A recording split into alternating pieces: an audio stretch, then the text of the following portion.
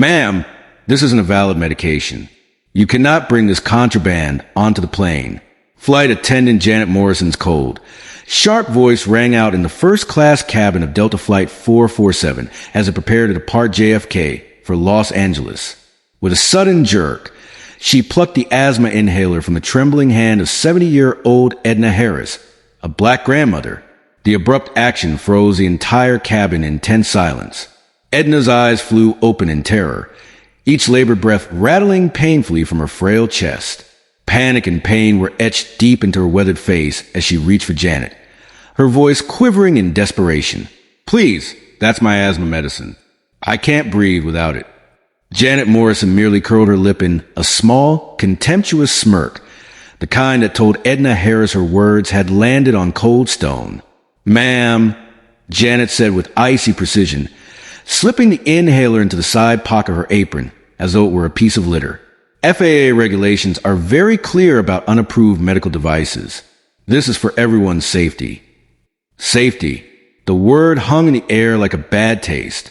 From the row behind, a young man in a Navy business suit leaned forward, his brows knitted. That's not some suspicious device, he said, voice tight with disbelief. It's an inhaler. She's literally gasping for air. Janet didn't even look at him. Her training, and perhaps something far older and uglier, had taught her the power of ignoring certain voices. Instead, she focused her attention on the aisle ahead. Her tone clipped. Sir, I need you to remain seated. We'll address this matter after takeoff. Edna's hands trembled in her lap, but her body was betraying her faster than fear could keep up. She bent forward, trying to pull breath from lungs that had turned to stone. A rasping wheeze escaped her, sharp enough to draw the attention of even the most self-absorbed passengers. A woman across the aisle, Latina, mid-30s, traveling with 2 children, fumbled in her bag and pulled out her own inhaler. Here, she whispered urgently, passing it across the armrest. Janet's reflexes were swift and startling. She snatched the inhaler from midair before it reached Edna's fingers. Absolutely not, she barked, holding it aloft like contraband seized from a criminal. Are you serious? The woman shot back, her voice trembling with fury. You're going to let her choke? What is wrong with you? Several passengers began murmuring now, the tension swelling like a storm cloud. The captain's voice crackled faintly over the intercom, asking for the cabin crew to prepare for final cabin checks. But Janet ignored it. Her jaw was set in something more than protocol. It was pride, and pride had a way of burying reason. Edna's breaths were getting shallower. Each inhale was a battle, each exhale surrender. Her vision began to cloud at the edges. The sound of the engines rumbling to life seemed far away, as if the whole plane were drifting off without her. Ma'am, please, the young businessman said again, his voice breaking now. You're going to kill her. Give it back. Janet straightened, spine like a ruler. Sir, that's enough. The Latina woman rose from her seat, unbuckled. Then I'm going to get the captain. You will sit down, Janet snapped, her voice slicing through the cabin. But she didn't, and she wasn't the only one. The young man stood too, and an older white gentleman from the first row began pressing the call button repeatedly. One by one, other passengers joined the chorus. Give her the medicine. She can't breathe. This is insane. For a flicker of a second, something in Janet's face cracked. Doubt, maybe, or fear of losing control. But it was quickly replaced by the same thin mass of authority. Edna's hand slipped from the armrest, her body sagging into the seat. A soft, wheezing whisper escaped her lips. Jesus, help me. That's when the captain's voice boomed over the intercom, this time edged with urgency.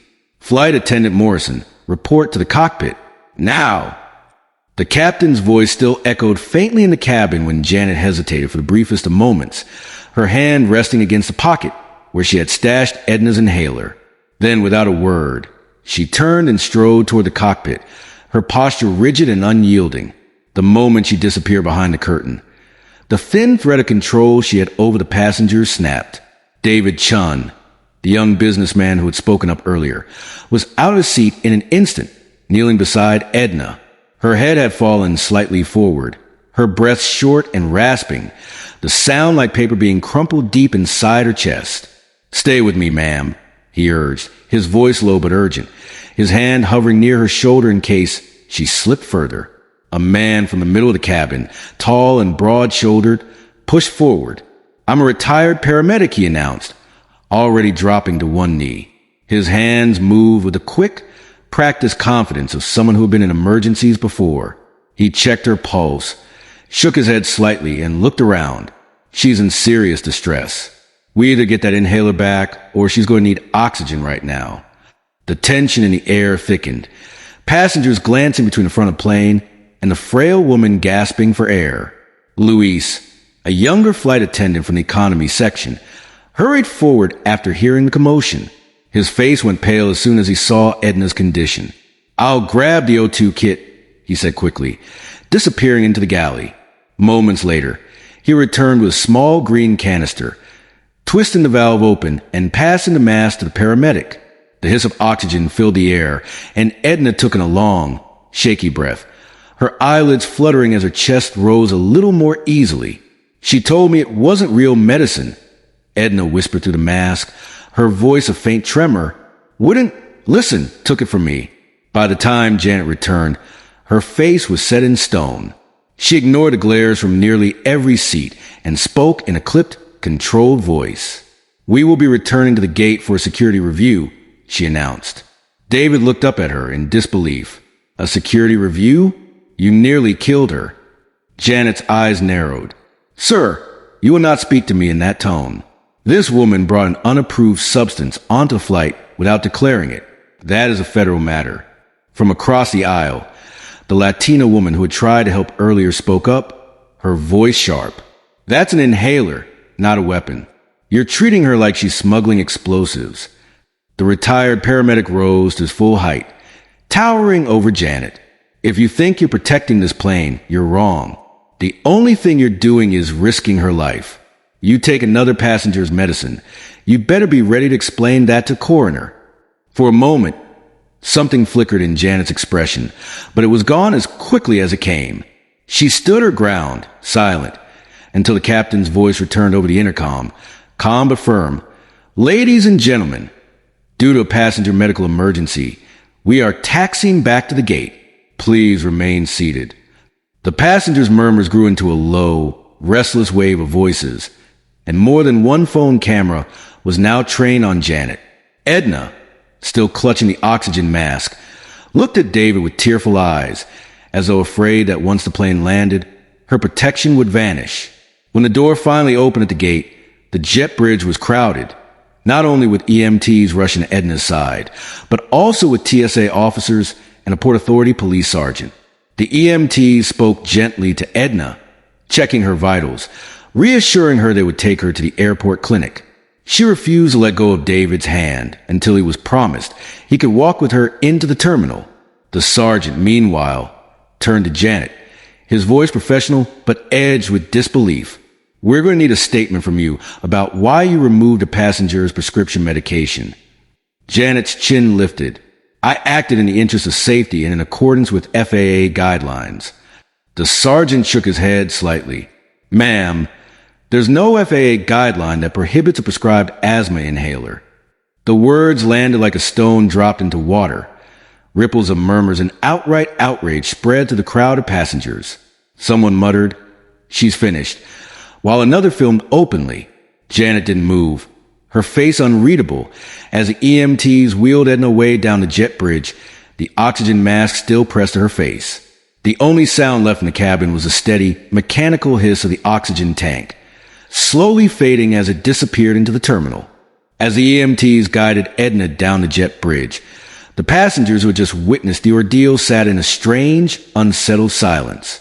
The flight, which had only a moment ago been on the cusp of leaving the ground, now felt like it had been dragged into a slow, heavy storm. A few people quietly closed their laptops. Others kept their phones out, still recording in case more unfolded.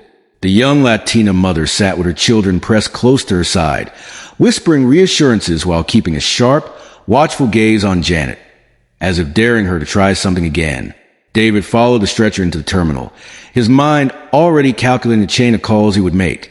his firm's contacts in media, the public interest attorneys he knew from pro bono cases, the handful of people who specialized in civil rights lawsuits against airlines. But as he walked, he glanced down at Edna, who looked impossibly small under the blanket they had draped over her. Her eyes were half closed, but she squeezed his hand weakly, a silent thank you that settled heavily in his chest. Back on the plane, Janet sat in the jump seat at the front, her arms crossed tightly. Louis stood near the galley, avoiding her eyes, his jaw working as though he wanted to speak, but thought better of it.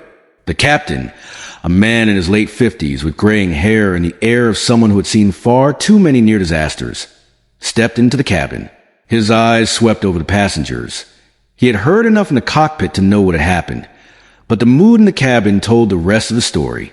"Ladies and gentlemen," he began, his voice carrying both authority and apology, "we will be deplaning shortly.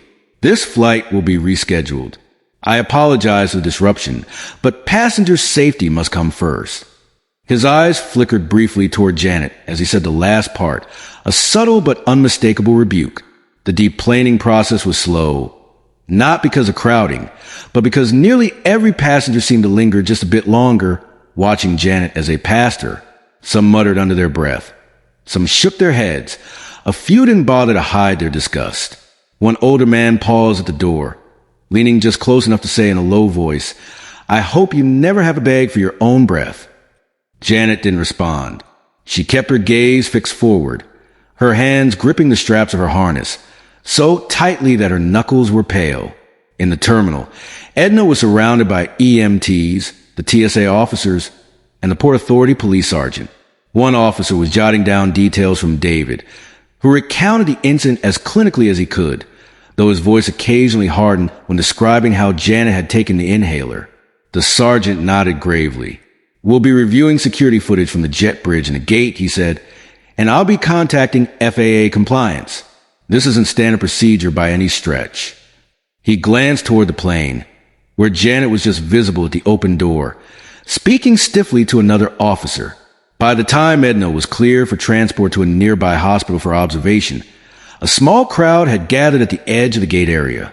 Passengers from coach who had only heard fragments of the commotion were now hearing the full account from first-class travelers. Someone was already posting a thread online, complete with time-stamped videos.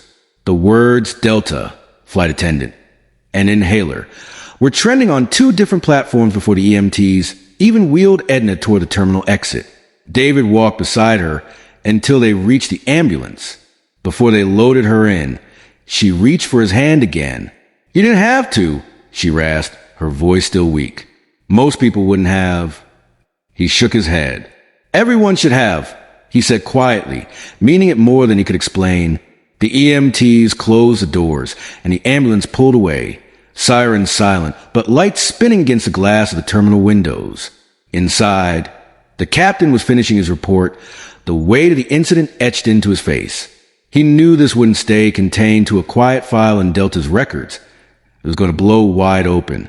Louis finally approached Janet, his voice low and tight.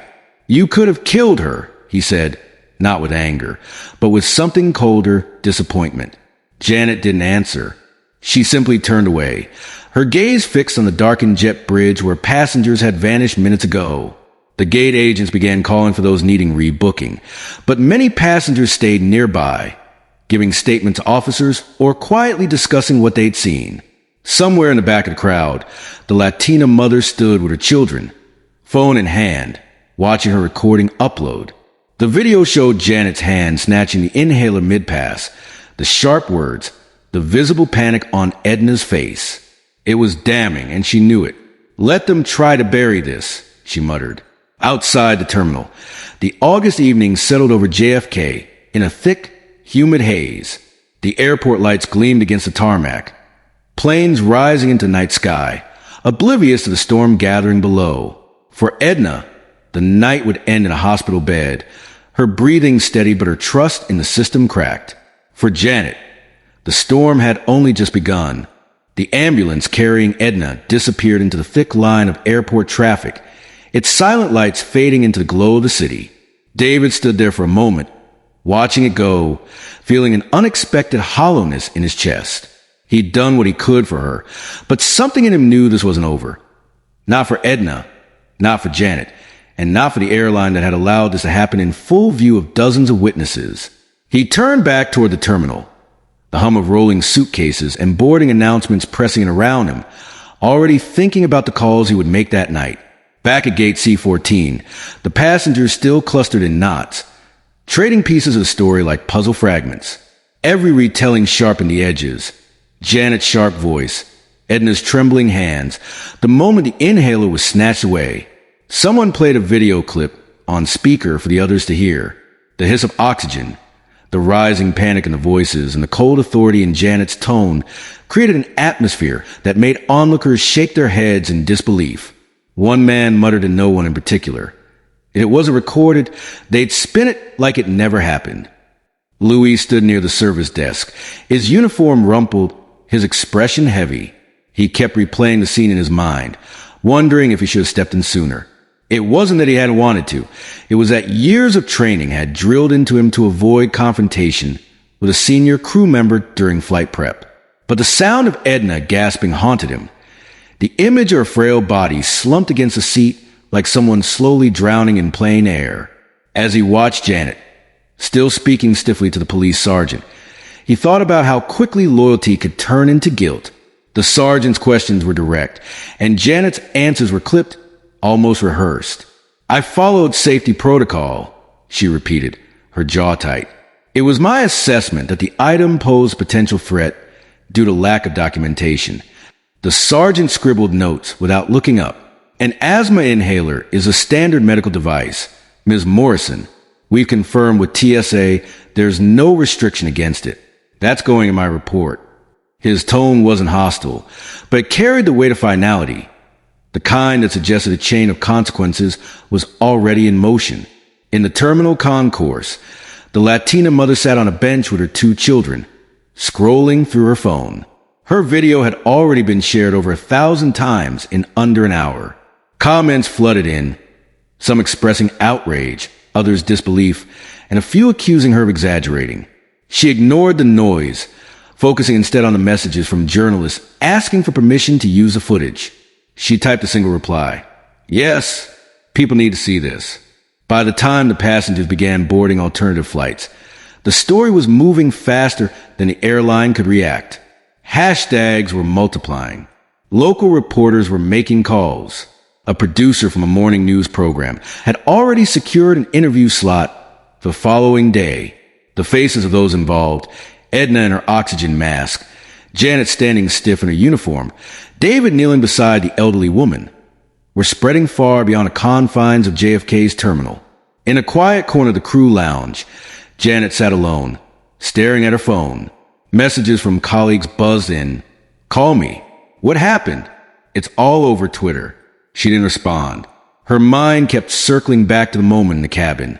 The way Edna's eyes had widened, the way the passengers had turned on her in unison. For the first time that night, a shadow of doubt crept in, but she shoved it down quickly. She told herself she had done her job, that people simply didn't understand the responsibilities of flight crew in a post-9/11 world. And yet, beneath that thought, something heavier sat in her chest. Far from the airport, Edna lay in a hospital bed, the rhythmic beep of a monitor steady beside her. The oxygen mask was gone now, replaced by a small nasal cannula. She stared at the ceiling, the events replaying in her mind like a nightmare she couldn't shake. The humiliation burned as much as the fear had. The idea that her right to breathe could be questioned, that her life could be treated as a potential threat rather than something worth protecting. When the nurse came in to check on her, Edna asked softly, "Has my granddaughter called yet?" The nurse smiled. "She's on her way. And you might want to know there's a lot of people online talking about what happened to you." Edna didn't know if that was a comfort or a burden. All she knew was that the world outside the hospital room now knew her name, and with it, the story of what had happened aboard Delta Flight 447. And somewhere deep inside, despite her exhaustion, she felt a quiet resolve building. If the airline thought she would fade quietly into the background, they were about to learn otherwise. The next morning, the sun was barely up when the story had already reached national headlines. Airport cell phone footage played in an endless loop on television screens, edited into news packages with slow zooms on Janet's hand, snatching the inhaler and freeze frames of Edna's panicked face. Cable news anchors discussed FAA rules, disability rights, and racial bias in air travel, while legal experts debated whether the incident could be classified as negligence or even criminal endangerment. In her hospital room, Edna's granddaughter, Monique, sat by her bedside, phone in hand, scrolling through the whirlwind of public reaction. "Grandma, there are people from all over the country sending you messages," she said, her voice a mix of awe and anger. "Some are saying they've had the same thing happen to them. Different situations, but the same treatment." Edna listened quietly, her eyes tired but alert. She had never sought attention in her life, but this was not just about her anymore. David arrived mid-morning, carrying a paper bag of fresh bagels and coffee. He looked slightly disheveled, his tie loose, his phone buzzing with unanswered calls. "The press wants to talk to you," he told Edna gently. "If you're up for it, I can help you set some ground rules. If not, I'll keep them at bay." Edna gave a slow nod. "I'll speak, but I'm not going to be a prop for anyone's ratings. This is about making sure no one else gets treated like I did." Back at JFK, the atmosphere in Delta's operations office was tense. Senior staff huddled in a glass-walled conference room, their voices low but urgent. The airline's corporate spokesperson was already drafting a statement, one that balanced apology with damage control. "We are deeply concerned about the events on Flight 447, the draft began, and are conducting a full investigation. Delta is committed to the safety and dignity of all passengers." The words were polished, but everyone in the room knew the real problem. The video was undeniable, and public outrage was growing faster than their ability to manage it. Luis, who had returned to work that morning, sat in the break room scrolling through his phone. He had been contacted by multiple reporters but had declined to speak, worried about violating company policy. Still, he knew the truth, and he knew the public version of events would be incomplete without it.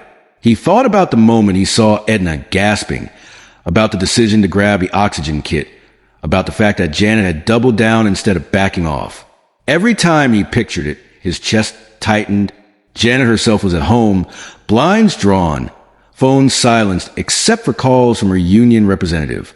She had been placed on immediate administrative leave pending the investigation. The union was advising her not to make any statements without legal counsel, but the silence was suffocating. She spent hours pacing her apartment, replaying the confrontation in her head.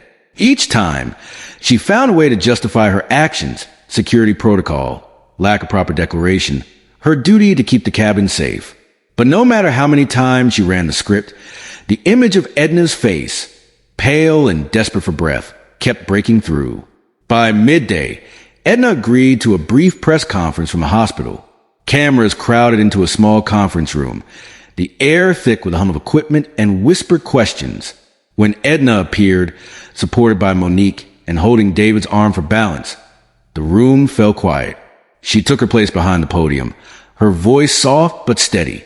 "I have flown many times in my life," she began. "Never did I think I would be told that my right to breathe was a danger to others. I want to be clear, this was not just about an inhaler. This was about the way some people think they can decide whose life matters in the moment." The reporters erupted with questions, but Edna kept her statement short, ending with, "I survived this because strangers stood up for me. I hope this makes others think twice about staying silent." With that, she stepped away from the podium, her words already being clipped and replayed on television feeds across the country. That evening, the airline's official statement was released, promising cooperation with federal authorities and a thorough review of crew training. But the online reaction was swift and unforgiving. Hashtags calling for Janet's termination trended alongside calls for systemic change in how airlines handle passenger medical needs. Advocacy groups began reaching out to Edna, offering legal support and a platform for her to testify before Congress if she wished. In a quiet moment that night, David sat in his apartment, staring out at the city lights. He had done what most passengers wouldn't have, stood up in the moment, but he couldn't shake the thought of how easily things could have gone differently if no one had spoken. if there had been no video, if Edna had been just another silent statistic. The story was still unfolding, and he knew the hardest battles often came after the spotlight faded. Meanwhile, in her darkened apartment, Janet sat at her kitchen table, hands folded, staring at the blinking light on her phone. She knew she would have to speak eventually, if not to the public, then to investigators, to her lawyer, to herself. But for now, she sat in a heavy stillness, the hum of the refrigerator the only sound, the weight of the past 24 hours pressing in from all sides. And across the city, Edna lay awake in her hospital bed, listening to the soft beep of the monitor. She had been through worse in her 70 years, but something about this moment felt different. This was not a private wound. It was a public reckoning. And whether she wanted it or not, she had become the center of a storm that was still gathering strength.